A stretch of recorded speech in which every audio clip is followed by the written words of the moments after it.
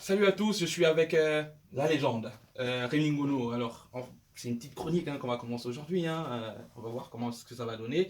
Rémi, aujourd'hui, on parle de quoi? Du Cameroun, parce que Rémi est camerounais, parce que moi je suis gabonais, on parle aussi du Gabon. Il parle que Clarence Seedorf est très critiqué avec plus verte. Il a appelé des moins de 20 ans, dont un joueur blessé qui a été entre guillemets placé par des gens de la fédération. T'en penses quoi de cette arrivée de Clarence Seedorf et de plus verte? Et surtout de ce qui commence à se tramer entre guillemets avec les gens de la Fédé. Franchement, dis-nous tout ce que tu as dans le ventre. Première des choses, je ne critique pas Seedorf en tant que joueur parce qu'il a été un excellent joueur, tout comme Kluivert. Sauf que leur CV, en ce qui concerne le poste qu'ils occupent au Cameroun et leur connaissance des réalités du football africain, j'en doute. Et quand j'essaie de regarder leur passé, en ce qui concerne le management, je sais que Kluivert, ne serait-ce que... Il a échoué en tant que manager au PSG. Voilà, il a été au Paris Saint-Germain et il est sorti exactement par le trou de la souris. Et quand je connais également que l'autre, ce qui s'appelle Seedorf, il a été au Milan, mais à peine il a été là-bas, c'est 4 mois. Il est allé au niveau du Brésil, il a fait avant à peu près aussi un mois, il a été en Chine. Si déjà en Chine, en Asie, auprès de 4 mois, on vous licencie. Il s'est fait virer partout. Voilà. Ça veut dire qu'au Cameroun, il ne peut pas réussir. Au Cameroun, vous savez, tout le monde au Cameroun, c'est là où il vient trouver son compte. Ah, le Cameroun, c'est le grenier. Voilà, pauvre Cameroun. Et il commence très mal. Parce que j'ai cru que quand on prend un type comme Clarence Seedorf, qui malheureusement n'était pas dans la shortlist, c'est déjà un premier favoritisme. Il y avait des gens qui avaient déposé des dossiers. Mais il est parti passer un entretien en Russie avec un réseau que je n'aimerais pas citer nommément. Et lorsque je vois que la fédération demande à Seedorf et à son acolyte de résider au Cameroun, ils n'ont jamais résidé au Cameroun. Alors, bon, ça fait quelques semaines, Rémi. Oui. Alors, la première des choses, la logique aurait été que la première convocation de Seedorf soit les joueurs qu'il connaît. C'est-à-dire que des joueurs qui jouent dans des championnats étrangers. Bon, ça a été ça grosso modo, sauf qu'il a rallongé la liste en ajoutant 2 joueurs et les moins de 20 ans. Ils ont expliqué, la Fédé, qu'il veut intégrer petit à petit, c'est un système Seedorf, il veut intégrer petit à petit des jeunes pour qu'ils comprennent comment fonctionne l'équipe nationale, etc. On ne va pas le leur reprocher. Quand même. Mais attendez donc, c'est Seedorf qui devrait donc, première des choses, connaître ces jeunes, c'est-à-dire qu'il devrait regarder le championnat camerounais, il devrait regarder, voilà, et tout, voilà, et savoir que tel est blessé, et de surcroît, celui qui est blessé est un élément du fils du président du comité de normalisation. C'est comme ça que moi j'appelle ça. Parce que, attends, le mec il se fait renouveler tout le temps et on ne sait pas à quoi est-ce qu'il sert. Donc, pour moi, lorsque j'essaie de regarder ce qu'ils sont en train de dire, de faire, c'est du banditisme à outrance. Je m'explique. Clarence Seedorf n'a pas eu à superviser des joueurs. Il ne peut donc pas être responsable de cette sélection. Or, il est supposé être le manager, il est supposé être le sélectionneur. Sélectionneur veut dire quoi? Veut dire regarder les joueurs, assister à leur match et prendre des décisions, faire une tamiserie sélective.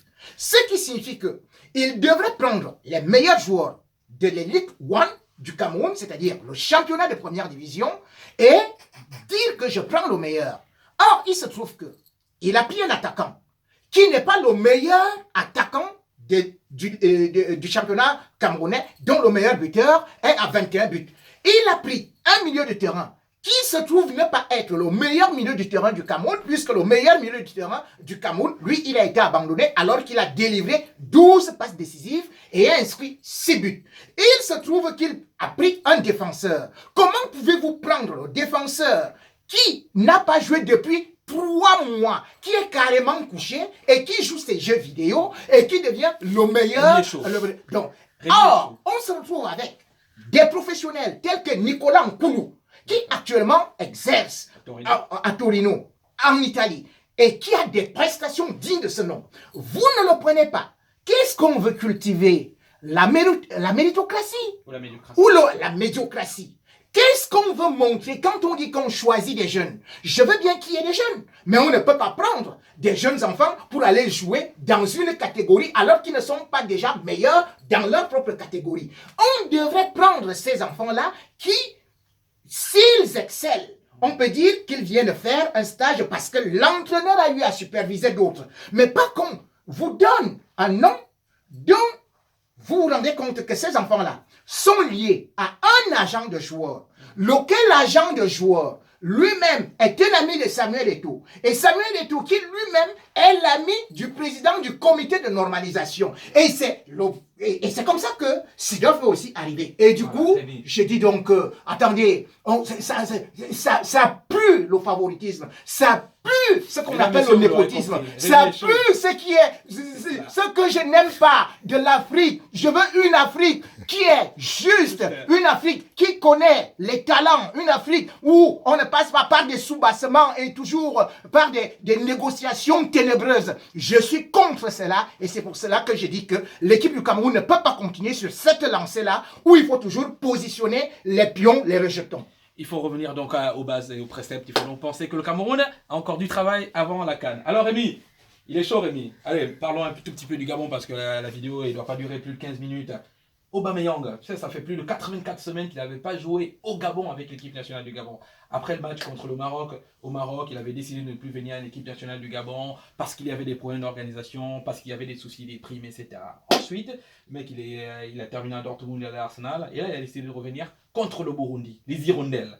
Donc c'est la deuxième journée des éliminatoires. Cette équipe du Gabon-là, qui était censée avoir une belle génération, là il y a Ibrahim Dong que tu connais, que tu aimes bien d'ailleurs, entre guillemets, qui n'a pas trouvé des clubs parce que Sunderland lui a demandé de trouver un club, et donc n'a pas trouvé de club, et donc il va repartir en troisième division. T'en penses quoi de cette équipe du Gabon et de la confrontation Gabon-Burundi? Et si je te dis bien, Burundi a un joueur qu'on appelle Sadio Berahino, qui aurait dû jouer avec la sélection anglaise, il a joué quelques matchs avec des jeunes. Et puis il y a Gaël Bigirimana, tu les connaissais ou pas? Et ce match-là, tu le regarderais ce match, Gabon-Burundi? Je pourrais regarder ce match, mais je dis quand même que c'est déjà une bonne chose que un type comme Aubameyang, que j'adore bien, puisse être là parce qu'au moins c'est un porte-flambeau d'un Gabon que beaucoup de gens ne connaissent pas sur le plan footballistique, mais qui a quand même réussi à produire un joueur de cette envergure qui actuellement joue à Arsenal. Arsenal qui est quand même la 5e puissance footballistique du monde. Donc Aubameyang est mieux connu que le chef d'État gabonais, dont je ne me souviens plus trop du nom là, ça doit être Omar Bongo Ndimba. Ah non, c'est Ali Bongo. Ah non, tu sais qu'il change souvent les noms, vos présidents là. Oui. En plus, il aime le foot, tu s'appelles Ali Bongo. Ok. Restons sur le match. Attendez. Sache que Aubameyang, puisque si tu veux qu'on reste dans le match, je vais te dire que puisque peut-être il a reçu le coup de fil de Ali Bongo qui lui dit que bon, maintenant viens jouer. Donc c'est souvent comme ça. À une certaine période, on a su que Paul Biya lui-même avait sélectionné aussi Roger Mila. Que les organisations des équipes nationales sont liées généralement au gouvernement et tout. Donc je crois que par rapport au match, c'est vrai que je ne connais pas ce que représente exactement l'équipe du Burundi. Et donc tu viens de me donner certains noms, mais toi tu as déjà vu la confrontation sur le papier. Ouais. Voilà, et un proverbe africain qui dit une panthère ne va pas à la chasse de l'oiseau. Donc, je peux imaginer la suite. Et du coup, la panthère va manger peut-être des hirondelles. C'est le match à Libreville. Alors, Rémi, merci beaucoup pour la toute première. J'espère qu'on va se retrouver bientôt pour parler un petit peu d'actualité africaine. Remercie. Il y a un monsieur là qui est juste derrière la caméra. Il est là. Ah là là, il fait son tour. Allez, à très bientôt et puis ciao. Ça sera posté sur la page de Rémi là.